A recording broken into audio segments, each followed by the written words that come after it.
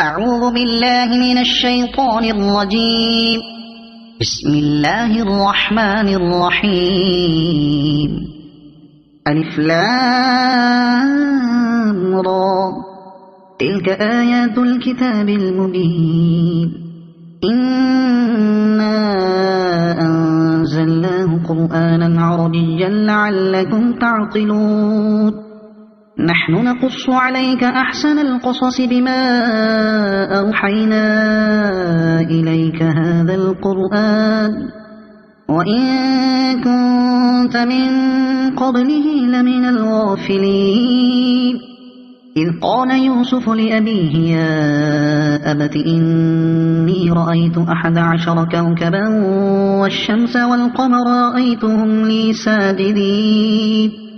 قال يا بني لا تقصص رؤياك على إخوتك فيكيدوا لك كيدا إن الشيطان للإنسان عدو مبين. وكذلك يجتبيك ربك ويعلمك من تأويل الأحاديث ويتم نعمته عليك وعلى آل يعقوب كما أتمها على أبويك من قبل إبراهيم وإسحاق إن ربك عليم حكيم. لقد كان في يوسف وإخوته آيات للسائلين إذ قالوا ليوسف وأخوه أحب إلى أبينا منا ونحن عصبة إن أبانا لفي ضلال مبين. اقتلوا يوسف أو اطرحوه أرضا يخل لكم وجه أبيكم وتكونوا من بعده قوما صالحين. قال قائل منهم لا تقتلوا يوسف وألقوه في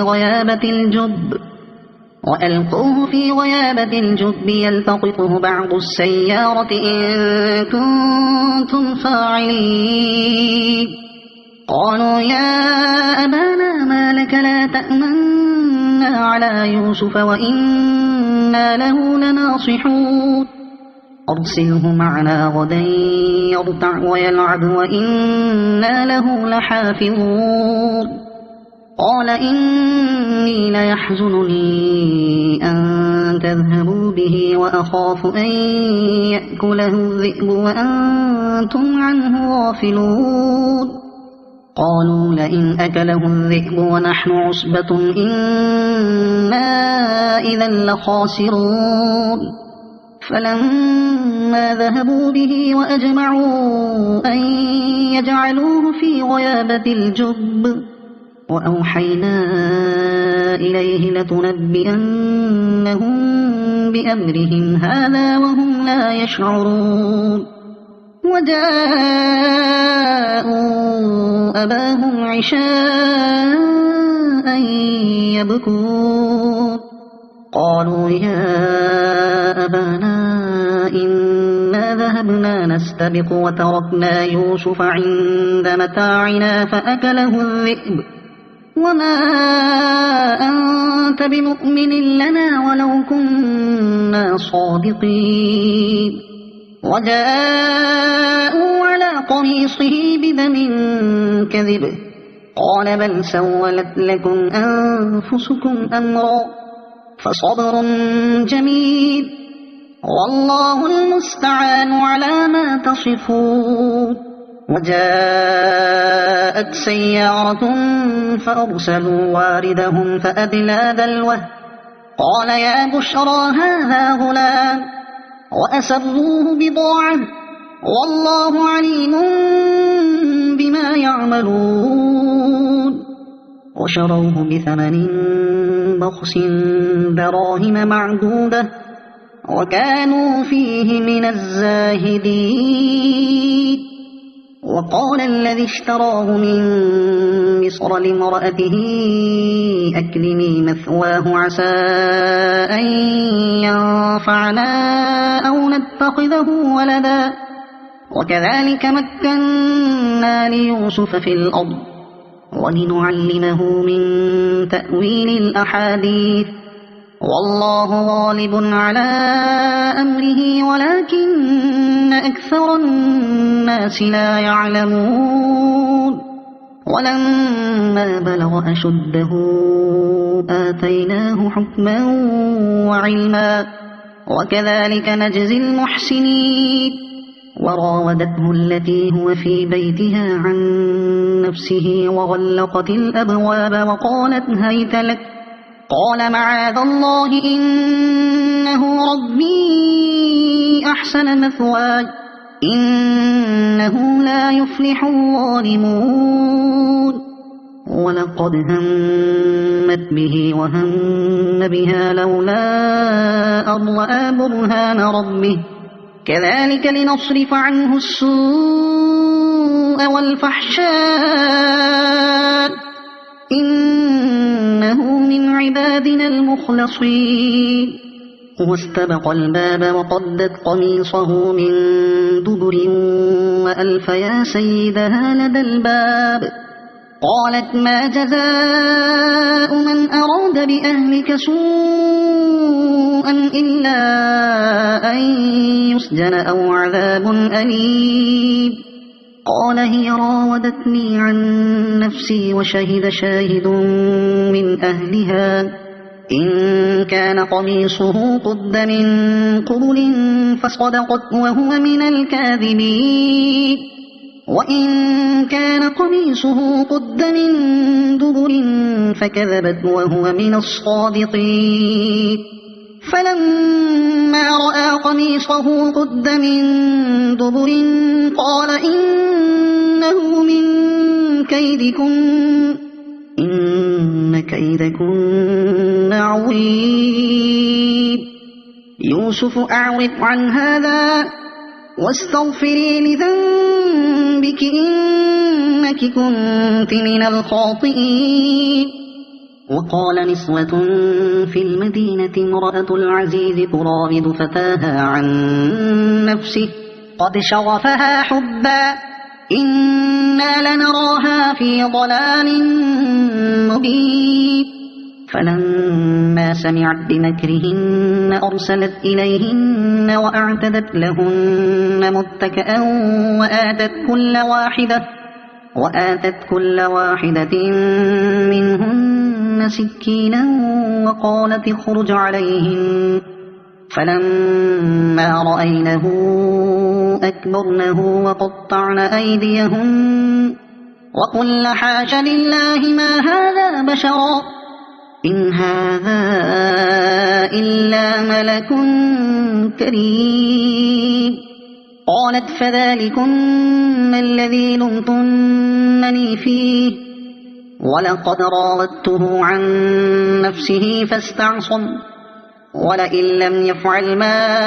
آمره ليسجنن وليكونن من الصاغرين قال رب السجن أحب إلي مما يدعونني إليه وإلا تصرف عني كيدهن أصب إليهن وأكن من الجاهلين فاستجاب له ربه فصرف عنه كيدهن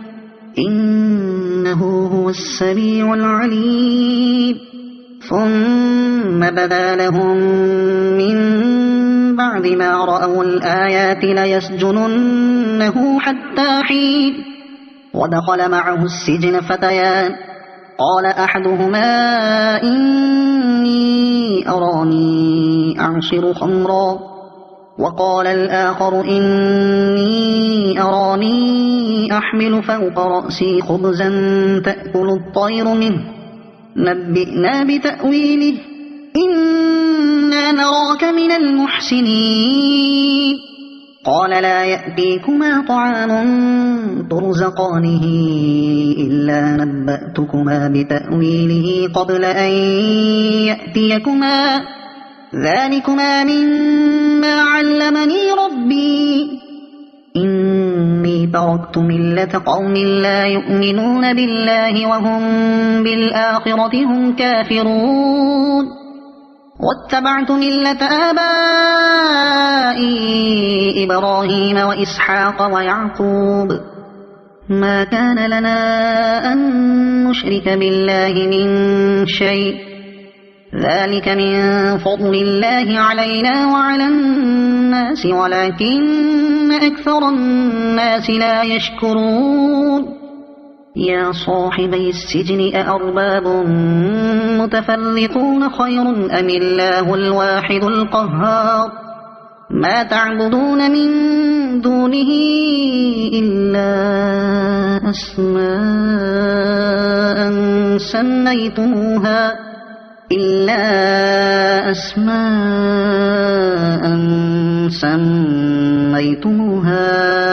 أنتم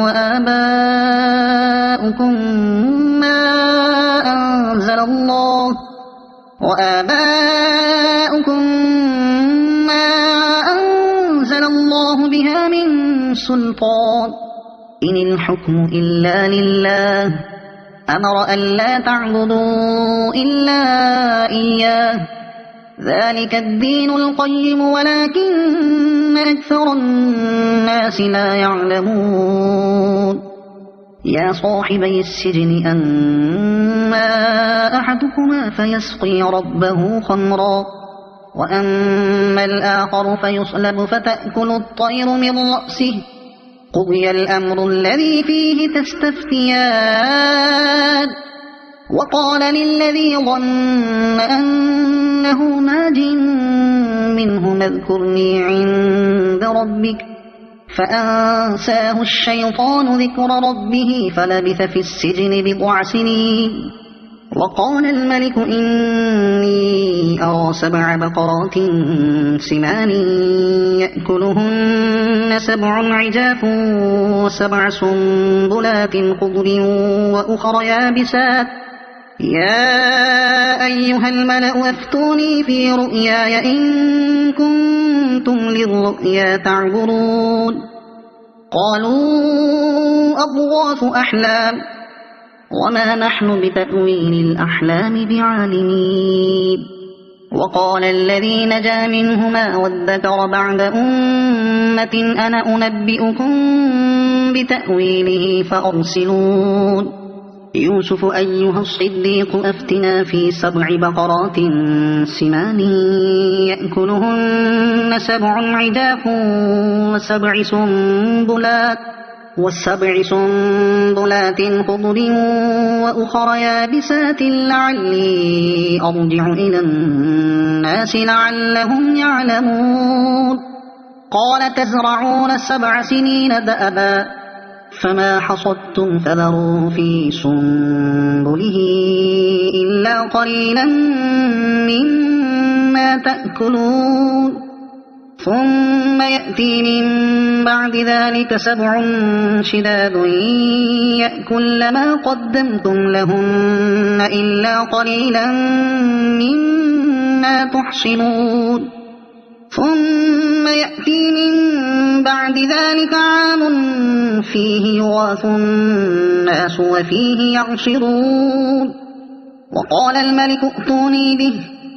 فلما جاءه الرسول قال ارجع إلى ربك فاسأله ما بال النسوة اللاتي قطعن أيديهن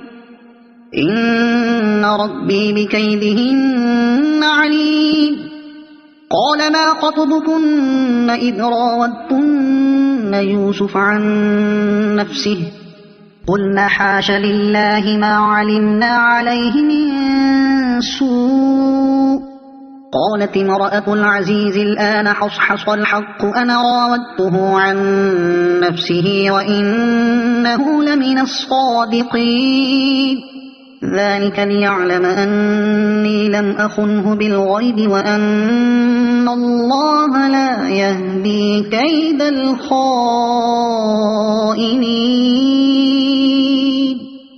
وما أبرئ نفسي إن النفس لأمارة بالسوء إلا ما رحم ربي إن ربي غفور رحيم وقال الملك ائتوني به أستخلصه لنفسي. فلما كلمه قال إنك اليوم لدينا مكين أمين. قال اجعلني على خزائن الأرض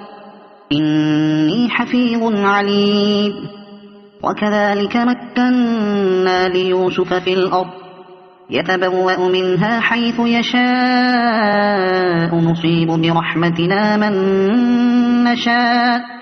نصيب برحمتنا من نشاء ولا نضيع أجر المحسنين. ولأجر الآخرة خير للذين آمنوا وكانوا يتقون. وجاء إخوة يوسف فدخلوا عليه فعرفهم وهم له منكرون. ولما جهزهم بجهازهم قال ائتوني بأخ لكم من أبيكم ألا ترون أني أوفي الكيل وأنا خير المنزلين. فإن لم تأتوني به فلا كيل لكم عندي ولا تقربون. قالوا سنراود عنه أباه وإنا لفاعلون. وقال لفتيانه اجعلوا بضاعتهم في رحالهم لعلهم يعرفونها إذا انقلبوا إلى أهلهم لعلهم يرجعون. فلما رجعوا إلى أبيهم قالوا يا أبانا منع منا الكيل فأرسل معنا أخانا نكتل وإنا له لحافظون. قال هل آمنكم عليه إلا كما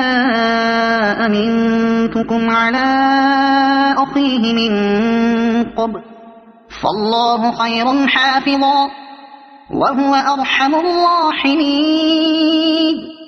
ولما فتحوا متاعهم وجدوا بضاعتهم ردت إليهم قالوا يا أبانا ما نبغي هذه بضاعتنا ردت إلينا ونمير أهلنا ونحفظ أخانا ونزداد كيل بعيد ذلك كيل يسير. قال لن أرسله معكم حتى تؤتون موثقا من الله لتأتونني به إلا أن يحاط بكم. فلما آتوه موثقهم قال الله على ما نقول وكيل. وقال يا بني لا تدخلوا من باب واحد وادخلوا من أبواب متفرقة وما أغني عنكم من الله من شيء إن الحكم إلا لله عليه توكلت وعليه فليتوكل المتوكلون. ولما دخلوا من حيث أمرهم أبوهم ما كان يغني عنهم من الله من شيء إلا حاجة في نفس يعقوب قضاها وإنه لذو علم لما علمناه ولكن أكثر الناس لا يعلمون. ولما دخلوا على يوسف آوى إليه أخاه قال إني أنا أخوك فلا تبتئس بما كانوا يعملون. فلما جهزهم بجهازهم جعل السقاية في رحل أخيه ثم أذن مؤذن أيتها العير إنكم لسارقون. قالوا وأقبلوا عليهم ماذا تفقدون. قالوا نفقد صواع الملك ولمن جاء به حمل بعير وأنا به زعيم. قالوا تالله لقد علمتم ما جئنا لنفسد في الأرض وما كنا سارقين. قالوا فما جزاؤه إن كنتم كاذبين. قالوا جزاؤه من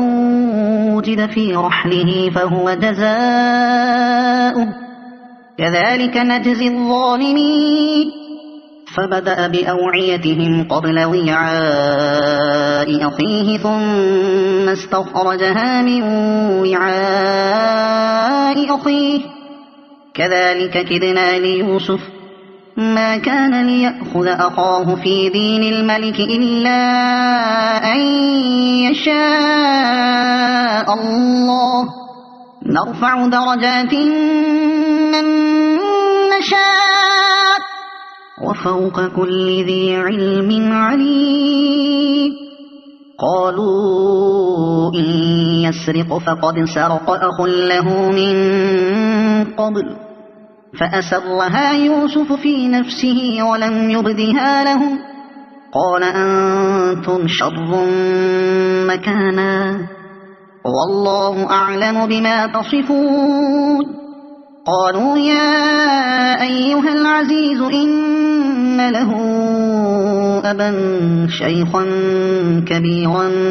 فخذ أحدنا مكانه إنا نراك من المحسنين قال معاذ الله أن نأخذ إلا من وجدنا متاعنا عنده إنا إذا لظالمون فلما استيئسوا منه خلصوا نجيا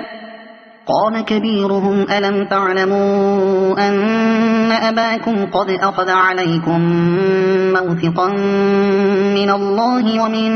قبل ما فرطتم في يوسف فلن أبرح الأرض حتى يأذن لي أبي أو يحكم الله لي وهو خير الحاكمين ارجعوا إلى أبيكم فقولوا يا أبانا إن ابنك سرق وما شهدنا إلا بما علمنا وما كنا للغيب حافظين واسأل القرية التي كنا فيها والعير التي أقبلنا فيها وإنا لصادقون قال بل سولت لكم أنفسكم أمرا فصبر جميل عسى الله أن يأتيني بهم جميعا إنه هو العليم الحكيم وتولى عنهم وقال يا أسفا على يوسف وابيضت عيناه من الحزن فهو كظيم قالوا تالله تفتأ تذكر يوسف حتى تكون حرضا أو تكون من الهالكين قال إنما أشكو بثي وحزني إلى الله وأعلم من الله ما لا تعلمون يا بني يذهبوا فتحسسوا من يوسف وأخيه ولا تيأسوا من روح الله إنه لا ييأس من روح الله إلا القوم الكافرون فلما دخلوا عليه قالوا يا أيها العزيز مسنا وأهلنا الضر وجئنا ببضاعة مزجاة فأوف لنا الكيل وتصدق علينا إن الله يجزي المتصدقين قال هل علمتم ما فعلتم بيوسف وأخيه إذ أنتم جاهلون قالوا أئنك لأنت يوسف قال أنا يوسف وهذا أخي قد من الله علينا إنه من يتق ويصبر فإن الله لا يضيع أجر المحسنين قالوا تالله لقد آثرك الله علينا وإن كنا لخاطئين قال لا تثريب عليكم اليوم يغفر الله لكم وهو أرحم الراحمين اذهبوا بقميصي هذا فألقوه على وجه أبي يأت بصيرا وأتوني بأهلكم أجمعين ولما فصلت العير قال أبوهم إني لأجد ريح يوسف لولا أن تفندون قالوا تالله إنك لفي ضلالك القديم فلما أن جاء البشير ألقاه على وجهه فارتد بصيرا قال ألم أقل لكم إني أعلم من الله ما لا تعلمون قالوا يا أبانا استغفر لنا ذنوبنا إنا كنا خاطئين قال سوف أستغفر لكم ربي إنه هو الغفور الرحيم فلما دخلوا على يوسف آوى إليه أبويه وقال ادخلوا مصر إن شاء الله آمنين ورفع أبويه على العرش وخروا له سجدا وقال يا أبت هذا تأويل رؤياي من قبل قد جعلها ربي حقا وقد أحسن بي إذ أخرجني من السجن وجاء بكم من البدو من بعد أن نزغ الشيطان بيني وبين إخوتي إن ربي لطيف لما يشاء إنه هو العليم الحكيم رب قد آتيتني من الملك وعلمتني من تأويل الأحاديث فاطر السماوات والأرض أنت ولي في الدنيا والآخرة توفني مسلما وألحقني بالصالحين ذلك من أنباء الغيب نوحيه إليك وما كنت لديهم إذ أجمعوا أمرهم وهم يمكرون وما أكثر الناس ولو حرصت بمؤمنين وما تسألهم عليه من أجر إن هو إلا ذكر للعالمين وكأي من آية في السماوات والأرض يمرون عليها وهم عنها معرضون وما يؤمن أكثرهم بالله إلا وهم مشركون أفأمنوا أن تأتيهم غاشية من عذاب الله أو تأتيهم الساعة بغتة وهم لا يشعرون قل هذه سبيلي أدعو إلى الله على بصيرة أنا ومن اتبعني وسبحان الله وما أنا من المشركين وما أرسلنا من قبلك إلا رجالا نوحي إليهم من أهل القرى أفلم يسيروا في الأرض فينظروا كيف كان عاقبة الذين من قبلهم ولدار الآخرة خير للذين اتقوا أفلا تعقلون حتى إذا استيأس الرسل وظنوا أنهم قد كذبوا جاءهم نصرنا فنجي من نشاء ولا يرد بأسنا عن القوم المجرمين لقد كان في قصصهم عبرة لأولي الألباب ما كان حديثا يفترى ولكن تصديق الذي بين يديه وتفصيل كل شيء وهدى ورحمة لقوم يؤمنون صدق الله العظيم.